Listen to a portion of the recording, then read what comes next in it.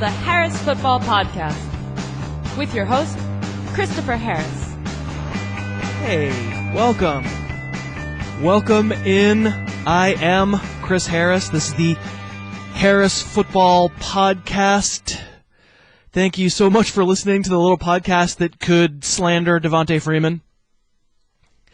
After all, he's on 10 touchdowns right now, which puts him on pace for 27 for the season, which, you know, it would be 4 short of the 31 LaDainian Tomlinson got in 2006. So Freeman is slacking a little bit, needs to pick it up. You might remember on Thursday's show we had an email asking what my midlife crisis name is going to be. Michael Vick became Mike Vick, so what will I be calling myself? And I asked you people, and you came through with dozens of responses. I apologize for only being able to hit a few of them.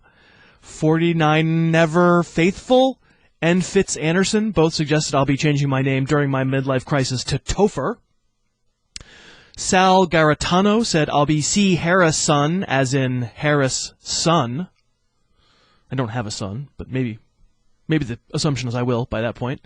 James Connor said, I think your midlife crisis name could be Chris Harris with no H in the first name, because it's cool as poop to drop this H. Polly says, stay hip, see hizzle. Ben Johnson said simply, midlife crisis name submission, Shaft. I can see that. And my friend Brian Wagers wrote me a nice email about the forthcoming Harris Football merchandise and ended it, P.S. Your midlife crisis name is Chris Harris. You already changed it. Nice, Brian. Very nice. And, hey, I wanted to mention that if you're on Facebook, I recommend joining the Harris Football fan page that Brian administers. It's a really lively message board with some excellent and smart people posting questions and answers. I know sometimes you guys and gals can get frustrated with me that I don't answer every Twitter question, which if you saw my feed, you'd know is totally impossible. And also I usually say I can't answer single position questions because I already ranked them. But on this Facebook page, people ask and answer on every topic. They give really smart advice. So on Facebook, search for Harris Football Fan Page. I think you'll be glad you did. Today's kickoff. On today's show, it's Friday morning, so I don't have the news on who is or isn't practicing here on Friday, but I'm going to take the news about Thursday practices more seriously than I typically do Wednesday. So I'll talk about the players we need to be on high alert for, both this Friday and over the weekend. We've got another unbelievable song from Matt Herring, who, all due respect to every other person I've ever met, might be the most talented human being in the world. And then Cousin Josh will come aboard, and we're going to talk about speculative ads, players who are lightly owned across a lot of leagues, who are intrigued by, and who could be smart roster stashes as the season churns along. And we're brought to you today by our good friends at BetDSI.com. It's the sportsbook where I really do personally play. BetDSI, it's been around just about as long as there have been online sportsbooks. I really can't imagine playing anywhere else. It's a great website, great customer service. You can get your winnings whenever you want them. You know, there's a reason that several sportsbook review sites give BetDSI.com an A+ rating. They're not flashy. They don't bother with, like, crazy sponsoring things and promotions. They're just rock solid. And again, it's why I play there. It's really fun. A great extra way to enjoy the games this weekend. And if you would open an account right now, within a few hours, BetDSI will give you $10 to play with into your account, provided you use my offer code Harris10. So don't wait. Join in the fun. Go to BetDSI.com, and before you do anything else, enter the promo code Harris, no space, the number 10. And as I like to regularly say, I play BetDSI in moderation and not for very huge amounts, really more for fun than anything else, but a lot of people have problems with moderation in this area, and if you need to get help, go to gamblersanonymous.org. All right, so Fridays are all about starting to take injury evaluation seriously because, we can tune out what teams are saying and leaking and actually get reports on whether guys showed up on the practice field on Thursday. What I think might be shaping up as Week 6's most frustrating situation is the Giants' receiving core. Odell Beckham didn't practice Wednesday or Thursday, which means we really do have to take his hamstring injury seriously. But of course, the player says he's day-to-day, and people who saw him work out on the side on Thursday said he looked pretty good in those side drills. None of this really means a thing, unfortunately. I think I have real concerns about Beckham's availability, not least because the Giants play Monday night. You heard me say Thursday that ODB was a DFS pick of mine. I have to take a serious look at that. I almost certainly have to change it and not spend big bucks on Beckham. Ruben Randle did practice, so you'd think he's trending in the right direction with his hamstring injury. So the Giants will practice Friday and probably do practice work on Saturday. There's still time for the situation to change. I'll be updating my ranks on harrisfootball.com all weekend. Plus, you can ask me about the situation on Twitter at harrisfootball. For the moment, I did leave Odell Beckham in my ranks. But believe me, that's not an indication of pure confidence.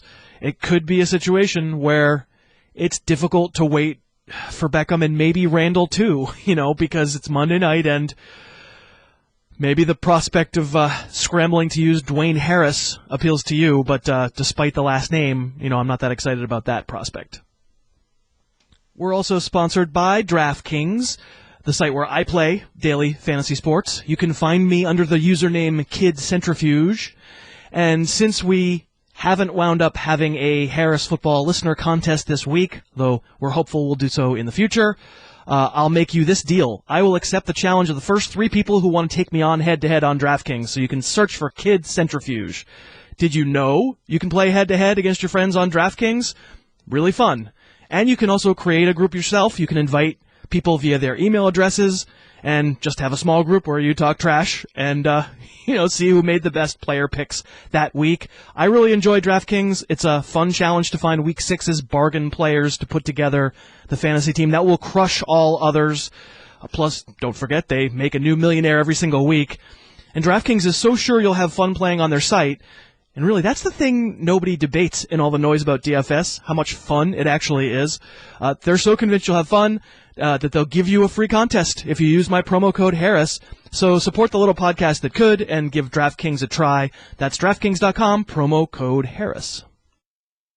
Injury news. All right, let's spend a little while digging into more injury news. And there's a lot of it. The Bills, they are injury central. They seem to be trying to convince folks that Tyrod Taylor has a chance to play this week. I don't think anybody's really biting. If the dude has a sprained MCL, he's not playing quarterback in the NFL this week and maybe not for several weeks. See what I mean about misinformation? Anyway, as of right now, I think you probably should be expecting Taylor not to play. And even if he does, the question's worth asking whether or not he'd be able to do the thing that makes him most valuable in fantasy, which is run. Other things being equal, I'm assuming we get E.J. Manuel under center, and I know there are still a few followers of mine out there who think my judgment of Manuel is overly harsh. I can't help it. I'm just saying what I see. As a thrower, his accuracy, so variable. Of course, he can sometimes look good. Anyone who's a good enough player to be in the NFL can sometimes look good. Blaine Gabbert sometimes looked good. But even though Sammy Watkins figures to come back this week from his calf injury, for me, he's probably 10 spots lower than he'd normally be in my receiver ranks. Normally, I'd want him inside my top 20, but, with Manuel, Watkins is barely inside my top 30 wide receivers. And the running backs, drama there too. LaShawn McCoy has practiced a couple days in a row, which could mean he's headed towards playing against the Bengals. Please do not start reading the Rex Ryan tea leaves or, make your roster decisions because of something shady put on Instagram. But yeah, you see him out there on the practice field. It's trending in the right direction. I did put McCoy into my running back ranks on Friday morning, mostly because I wanted you to be able to see where I'd have him if he is active. He's certainly lower than he'd be if there weren't re-injury worries, but he's number 18 in my ranks for the moment, so usable in a lot of situations. Carlos Williams still in the concussion protocol. I guess at this point, probably not a factor this week, at least with what we know so far. TJ Yeldon's groin injury has cost him both Wednesday and Thursday practice for the Jags, which isn't good. As I said during our Film Don't Lie session Thursday night, you wouldn't think that a rookie would merit 2 midweek maintenance days like veterans often get. So if we're reading tea leaves here, I'd say, pretty good shot this is a legit injury and he's legit questionable. I haven't unranked Yeldon yet, but if he doesn't do anything Friday, he's coming off my running back list. In his place, Denard Robinson. Remember when I had to try and convince the world he wasn't going to be a fantasy star? Denard Robinson's ready to come back from his sprained MCL he suffered in week 2, if you want some guidance about how long Tyrod Taylor's injury could take to heal. And Robinson likely would split work with Toby Gerhart. Both those guys would be total dice roll for week 6. Obviously, Texans on defense haven't scared anyone just yet. Our favorite Ravens, Steve Smith and Justin Forsett. Forsett isn't heading in the best of directions, not practicing Wednesday or Thursday, but he is a veteran, so he is a candidate to get some maintenance days to take care of the ankle he hurt at the end of the Browns game, which didn't look very good. We'll monitor Friday's practice. If he goes, I don't think you even think about it. Forsett would be a top 10 option against the 49ers. And even if he doesn't go, there's still a shot he'd wind up active, which really, especially this week, is why you need to roster Buck Allen if you're a Forsett owner. It's painful to have to handcuff and drop a player who has potential, but I think most folks who have Forsett should roster Allen anyway. I'm going to talk to cousin Josh about that later in the show.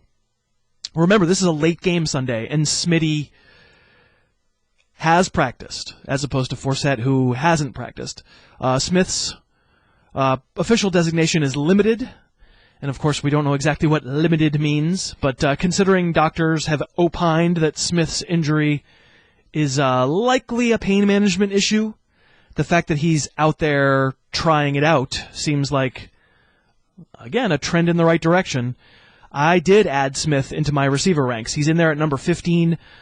But of course, as is the case with Forsett, late game, and that's going to cause you some agita when Sunday rolls around. You'll obviously need to have a late or night game alternative if you want to wait for Smith or Forsett. Demaryius Thomas. 2 straight days of no practice because of a neck injury. Fortunately, in the Broncos' case, it is an early game in Cleveland, so Thomas owners will know if he's active. So, let's talk about the Broncos. I know what the emotion in the air is right now about the Denver offense. We watched those 2 floating duck interceptions by Charles Woodson last week. By the way, if someone threw Duck Hands Donnell a floating duck, what would happen? Do ducks attract? Are they magnetically repelled? Am I completely sidetracked here? But yeah, again, the thing I think we all need to come to grips with that folks are still fighting against is the Broncos' offense of the past 3 years is gone. Partly because, yes, Peyton's diminishing, although I don't think he's as done as many folks seem to. Largely also because the offensive line is garbage. It just can't block anyone. Running game completely stuck. A lot of pressure on Manning. Here's a stat I looked up this morning before, as I was getting ready for the podcast. Over the past 3 seasons, Manning has dropped back to pass against 6 men or fewer in the box and 5 men or more in the secondary 84%, 88%, and 80% of the time. This year, that's 65%. Now, I think if you want, you can paint the story. Defenses don't fear Peyton's arm and don't need to put as many guys in coverage. I don't know. The way I've seen it play out, defenses are stuffing the box and blitzing like crazy. The last 3 years, Manning was blitzed on 33%, 24%, and 27% of his dropbacks. This year, that number is 42%. I'm not ruling out a Manning regression, but I am saying at least part of the equation also is defenses smelling blood in the water with that line, knowing they can get home and alter Manning's delivery. Okay, so anyway, I was talking about Demaryius Thomas, and all of this was by way of saying, if Thomas is in there, I'm starting him, period. Don't tell me he has to catch a long one to be effective. There aren't 5 receivers in the NFL more dangerous than Thomas with the ball in his hands. Listen, Thomas is for sure mixed up in the mess. And whether or not we want to blame Peyton or the line or both, and I think you're getting that I'm probably more of the mind that it's the line, but I'll go for both. I'm cool with that. It is a mess. So, Demaryius isn't whatever, the number 2 overall receiver in fantasy anymore, but I think he is still a great player. Alshon Jeffrey and Eddie Royal both practiced Thursday in some form or fashion, which I guess is something. Alshon Jeffrey. You may recall he is currently stuck in a Groundhog Day scenario where the insurance guy keeps laughing at him for stepping in an icy puddle. Watch out for that first step. It's a doozy. We've heard this from Jeffrey for week after week. You shouldn't buy into him definitely playing until the inactives come out Sunday morning. I don't have him in there in my ranks right now. If I were to put him in, and I will, if he's active, obviously, he'll be in the fringe of the top 20. Probably a starter for most teams. I know I have a team where if he's active, I'll be using him. But at this point, we should take nothing for granted. If he's out again and Royal can return, his drill. I have him as a top 30 receiver in standard and PPR. T.Y. Hilton stays in my ranks for the moment, but you never like it when the Wednesday injury report comes out, the first official report of the week, and a guy isn't on it, and then the list gets updated on Thursday, and the guy is on it. The assumption then is that maybe he injured himself in practice, though obviously that's speculation, and in Hilton's case, he's on the list now. He showed up with an injured groin. We definitely should keep an eye on the Colts practice on Friday. If Hilton doesn't do anything at all, boy, it's a Sunday night game.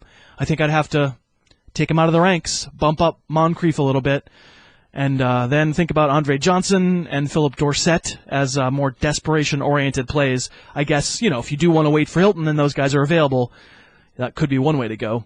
Deshaun Jackson was all smiles and positivity heading into Thursday's practice, but then took himself out after feeling his hamstring again, so you can absolutely forget him for this week. Man, my flag players crushed by injury this year. What a bummer.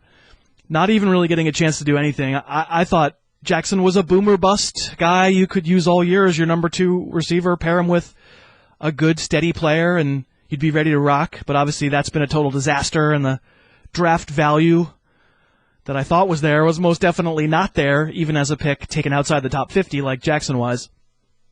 Devontae Adams still running on the side some, but the Packers have a Week 7 bye. I don't have him ranked, so thinking maybe they're going to give him 2 more weeks for that ankle, but obviously that's not a sure thing. Eric Ebron and Joik Bell both practiced 2 days straight. Huzzah! They seem ready to come back. Obviously, tight end is one big cluster blank, but Ebron, at least, he has some week-to-week athletic upside. I put him right back where he was before he hurt his knee. He's my number 9 tight end on the list. As usual, you can take like number 8 through number 28, and someone's going to pull a Ben Watson on you. But then, unfortunately, the next 3 weeks, that guy will do nothing. And Dion Lewis was added to the Patriots injury report on Thursday with an abdominal issue. Again, added, not great. It's Bill Belichick, so, we're not getting anything out of Patriots camp, and that's a Sunday night game. If Lewis doesn't practice again this week, I didn't drop him out of the ranks. Maybe if you own Lewis, you also own LeGarrette Blount, and that would save you, presumably, if Lewis winds up a surprise inactive. There's risk with him now that there wasn't 24 hours ago. I think I'd still be inclined to wait for him, even if we get no more information the rest of the week, but here's hoping he does something in practice Friday and makes the point moot. As I said, as always, stay tuned to my ranks and tweets this weekend. so you can see who I'm putting into the ranks and who I'm taking out of the ranks. Harris's Music Digression. If you listened to Monday's show, you heard my experience of going to see The Martian by myself, apparently because I have no friends, and having a woman sit down beside me in a totally packed theater who literally couldn't breathe because she was so sick. She'd do that snorting thing when your sinuses are totally clogged, and she was coughing without covering her mouth, and I tried breathing aisle air the whole movie, but in fact, yes, she got me sick, and I've had a cold all week. Well, the great Matt Herring decided to pen a tribute song to this lady. I want to encourage you all to follow Matt on Twitter, @HerringMusic. Do it right now. He's just unbelievable. This is him playing piano in addition to singing. He's the most talented man in the world. This song is called Coughing Wench. Mars ain't the kind of place to have a cold. Matt Damon told me so. But the lady with the plugged up nose coughed on me.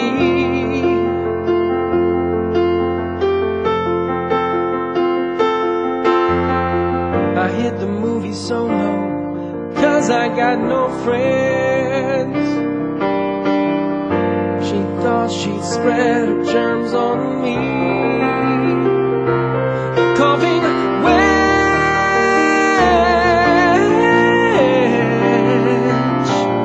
coughing wench.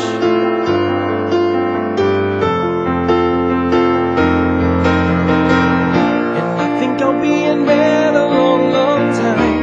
A hooked bass mouth spreading germs all around. I cannot breathe the air there all night long. Oh no, no, no. She's a coughing wench. Coughing wench. Maybe next time you should stay at home.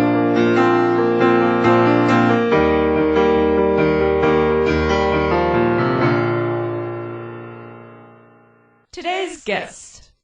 And today's guest, it's Friday, of course. It's Cousin Josh. How are you, buddy? Doing well. What's going on, Cousin Chris? At Detective Fish, Fisch, please follow him, and he will dispense his wit and wisdom. And most importantly, Samoan football has amended your intro music yet again. Would you like to hear it? I am all ears. Let's get this thing going. All right, here we go.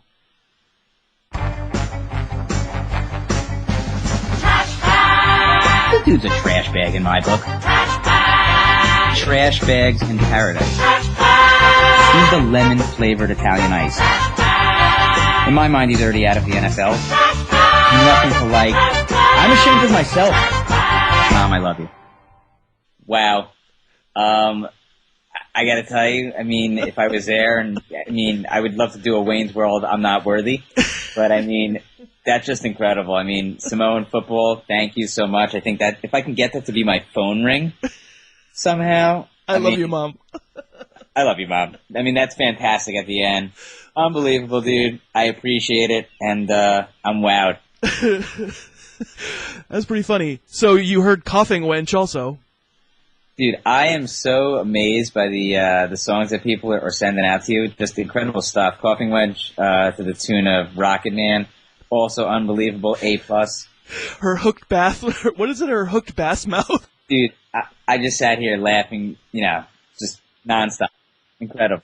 I know, like it's really funny, but then also Matt Herring happens to be like the most talented guy in the world. Oh, dude, it's unbelievable. Enough frivolity. How dare we?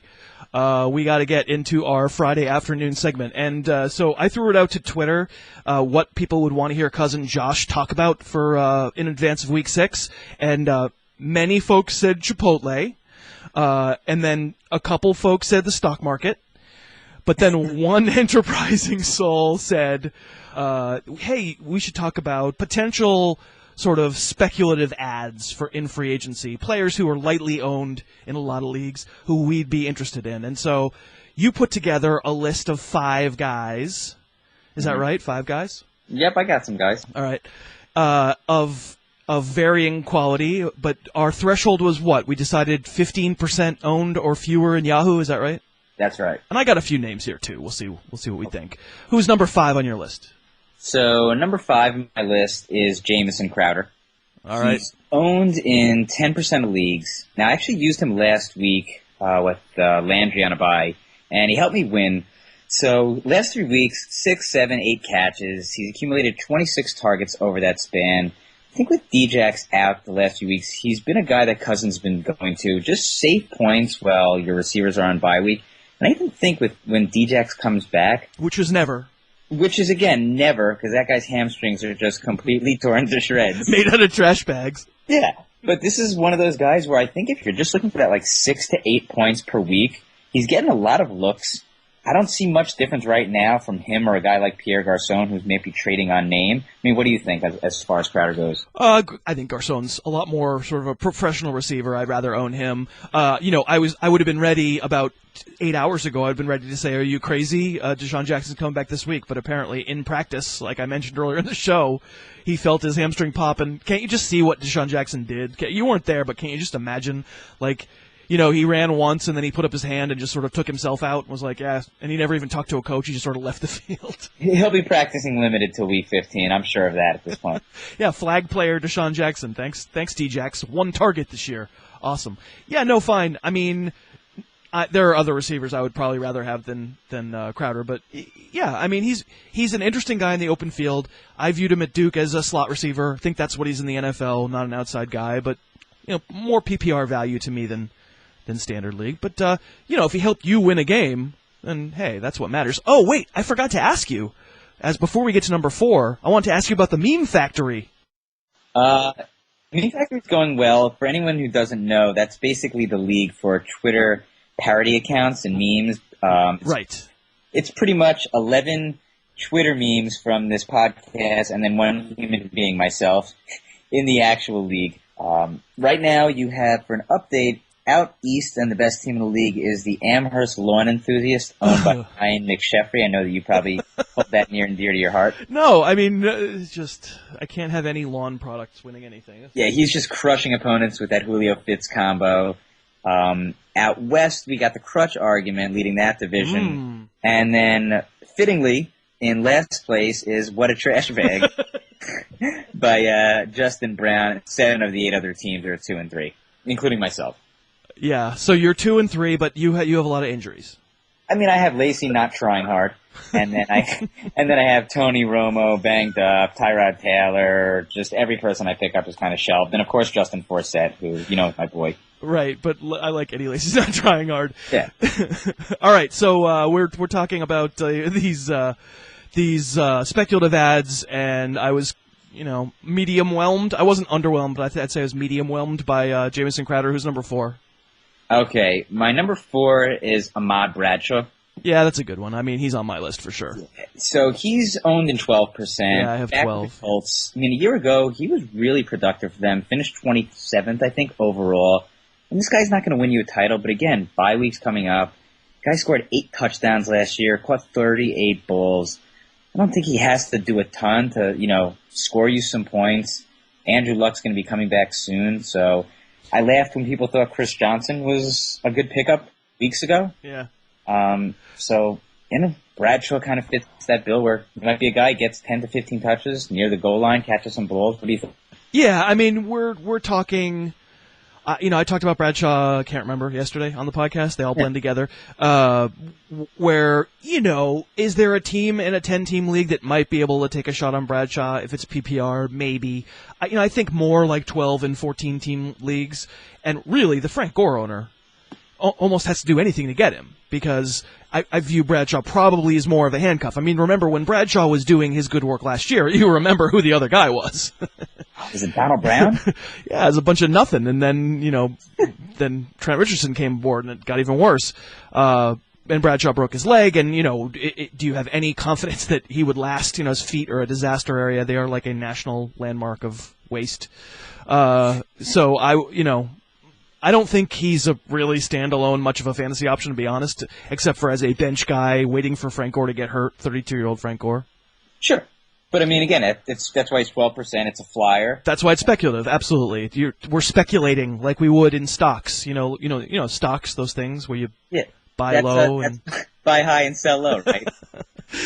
All right, who's number 3 on your list? I got a few guys here too. I just want to see if you get to them. Okay, so my number 3. This is 2 parts. One of the reasons I like him, you'll get to, is Kyrie Robinson. Kyrie Robinson. I call him Kyrie, you can call him Kyrie. But Kyrie, and you'll get to why I'm calling him Kyrie in a second. So I actually have a song request. I would love to get Kyrie or Kyrie Robinson to the tune of Mr. Kyrie's lyrics. Isn't that Kyrie Lazon? Oh, no, I want Kyrie Robinson down the road that I must travel. Like one of those. I think we just got it, buddy. I officially have an MP3 of that now on my computer now that you just sang that. I feel like I should have sang the second part, too. Well, you can go ahead. Kyrie Robinson through the darkness of the night. What a voice on this kid. What a voice on this kid. So, I mean, here's why I like Kyrie Robinson. He's getting 7 to 10 touches per game. Plus, we know Ingram, Spiller, they never finish seasons. Spiller's already missed time, this season. Ingram, at some point, I'm sure, will game or two. He was a guy last year, he had a game where he touched the ball over 20 times, and I think this is the type of guy you pick up later on in the season, Kyrie Robinson. Maybe he gets some starts week 12, week 13, and I think he could help you in around that playoff time, maybe that playoff push. What do you think? So again, I mean, we're doing speculative ads. 4% this guy's owned. Right. We're doing speculative ads, and I mean, if I were a Mark Ingram owner, I would own Kyrie Robinson. He's a pure handcuff. I mean, he's not getting enough work right now to be useful on his own. But the speculation is, like you said, those guys are injury prone, and frankly, I don't even care about Spiller because I don't see a situation where Spiller would ever last as a person who gets handed the ball. Right? I've seen that movie. So Kyrie Robinson is number 1 on my list.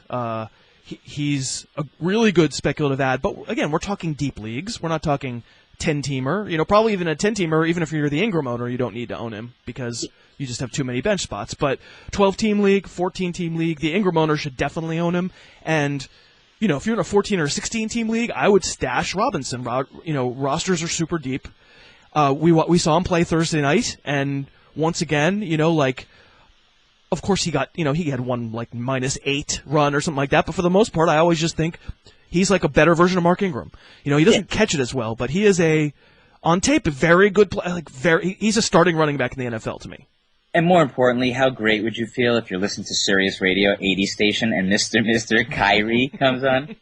Yeah. Well, we've now got you captured singing, so here we go. All right, let me give you a name, and he's. Like I said, Kyrie Robinson would be my number 1 guy I'd be most excited about if he inherited a job, right? So that's really where we're in the land of speculation. But do you have Buck Allen on your list? I do have Buck Allen on my list. All right, where's he on your list? So he was going to be the next guy up on my list. So he was 2. Okay, he's probably 2 for me too. So we rolled the same way. I mean, Taliaferro gets hurt or gets put on IR. I talked about it on yesterday's podcast, and your boy Justin Forsett. I'm not sure did you see that play where he got his ankle rolled at the end of the Browns game? I was watching the entire game. Yeah, so we're not listening to anything anybody says in Ravens camp because you got half the people saying, "Oh, he looks fine," half the people saying, he's probably going to have to get it amputated, right? And we'll see. My thing is at this point now, Justin Forsett has a clear handcuff, and I would be adding him in a 10-team league if I was relying on Justin Forsett. Well, I think that's what makes him so addable, is that the Taliaferro part is now officially done, so there's the clear backup. And again, I'm a Forsett supporter, but I recognize, based on his body size, there's potential durability issues. And I think that's the reason you have to add Buck Allen at this point. Right, and he also has ankles. Everybody, even big guys, have ankles, and that was a very, very nasty. It looked bad. It looked bad. I would not be shocked if he's not playing versus the Niners this week. Yeah, it was not particularly good. I'm trying to see if I can guess who your number 1 is. I don't think I can. Who's your number 1? So my number 1, and this is not cheating because he's 15% owned exactly, is Ty Montgomery. All right. Yeah, I saw him on the list. I mean, he's been like, I have to disqualify myself from mentioning him every week on the waiver show because I'm like, oh, what am I going to talk about Ty Montgomery again? I'm not moving the needle here. Yeah. For me, it's just, again, I'm not saying this guy should be 70% owned, but 30 or 40%. Devontae Adams, I don't know if this guy's ever coming back. It seems like he's content sitting on his couch watching Goonies. instead of like. For a second, I thought you said he was sitting on his cat. No, he's sitting on his couch, Oh. potentially his cat under him. But I mean, this guy just wants to chill. You know, he's never coming back. It's limited practices. And then it's like you hear about the Cobb injury with his shoulder. And I think Cobb is going to play, obviously, through this. But there just seems to be so many Packers dinged up. Or if I can get a healthy receiver as part of that Aaron Rodgers offense, plus they're using him out of the backfield in the versatility he has right now, I'll take a shot on that as a wide receiver 3 right now at 15% owned. Yeah, I have him inside my top 50 every week, so for wide receivers. So I actually think he's sort of startable, and I agree with you. He's almost not even – you're almost not speculating because he has a role, but I can see that. I can see him at number 1. I just want the rest of America to understand that this guy needs to be rostered. What about the rest of the world? I mean, we got people listening to every continent on the globe. You know what? I apologize to the rest of Earth. Let's see. Did you give any thoughts to David Cobb? So he was an honorable mention for me, 6%. Yeah. And I know that's kind of a deep sleep. He's eligible to come back, I think, week 9. But you look at that backfield, super muddled. Yeah, I mean, it's Ken Wisenhunt. Yeah. Every other running back on that team would have to get into some sort of industrial accident for David Cobb to be given a job. Sure. I mean, Sankey looked, in my opinion, pretty awful this past weekend. Andrews is not going to pull out that Lendell White 15-touchdown season we saw years ago. No, that's going to be Devontae Freeman. I don't even get me started on that. That, to me, is still insane. Devontae Freeman with the LaDainian Tomlinson season coming. Yeah, well, you'll be giving trivia questions in 5 years. Who was the last running back to score 27 touchdowns in a season? And people will be like, I have no idea. It couldn't be Devontae Freeman. He's out of the league. But, yeah, again, Cobb, I think, we spoke a lot about him in the preseason, and he's got similar measurables to Jeremy Hill. I'm not saying he's going to be him, but, again, this is speculatory. He should probably shoot higher. But yeah, I think that's a guy worth adding at this time based on what we're seeing in that Tennessee backfield. Yeah, he's in my top 5. He would be part of my. Kyrie Robinson. I would go Kyrie Robinson 1, Buck Allen 2, David Cobb 3, and I think where I'm coming from on this, players who are super lightly owned, who I'm willing to roster. I'm coming at it from the running back perspective because the running back position is such a mess. We're not including Charkandrick West. We're not including Kristen Michael. We're not including – these guys are too widely owned for these criteria. Yeah. So I got a super unique one for you. You ready? Yes. Owned 0%. Now this one is kind of unique. Eric Swoop. Reason why I say this. You ready for this? Owned 0%. Tight end on the practice squad for the Colts. Why Eric Swoop? To be honest, I just feel like you could be the only person in America to actually own Eric Swoop. And I feel like, dude, even if it's for 10 seconds, think about how thrilled Eric Swoop would be. Oh, okay. This is charity on your part. This is just charity, but it'd be great for this guy to know that he's rostered in a fantasy league, and then you just drop him right back on waivers and pick up some other tight end. Like maybe Derek Carrier, who's owned 2%. Yes, so that's the more legit one. I would say I'm kind of surprised because Crockett Gilmore is coming back from, sounds like he'll be able to play this weekend from his calf injury. 10% in Yahoo leagues. And do you remember when Crockett Gilmore was the greatest tight end in the history of the NFL 3 weeks ago? Yeah, I think he was getting one of those Hall of Fame jackets sent to him from me.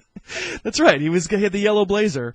Listen, I added him in large. I added him in a 16-team league where I have Jordan Reed, and I actually had to choose between Gilmore and Carrier, and I dropped Carrier to pick up Gilmore. I almost think that's the point where, obviously every tight end that's not Gronk is speculation, but I feel like almost that's not speculating because at least we know the role is there. Heaven knows the Ravens need pass catchers, and he's done it.